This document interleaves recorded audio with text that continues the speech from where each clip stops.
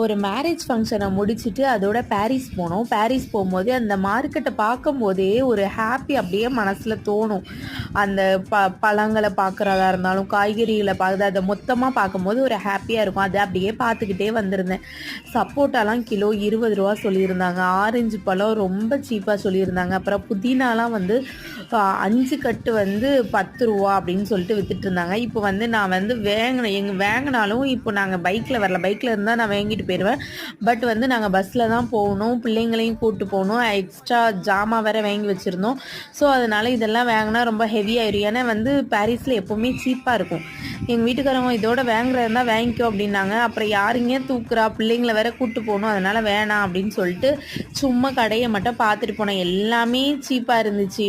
புதினா மல்லிலாம் வந்து 3 கட்டு 10 ரூபா, புதினா 5 கட்டு 10 ரூபான்னு சொல்லிட்டு இருந்தாங்க. எல்லாத்தையும் பார்த்துட்டு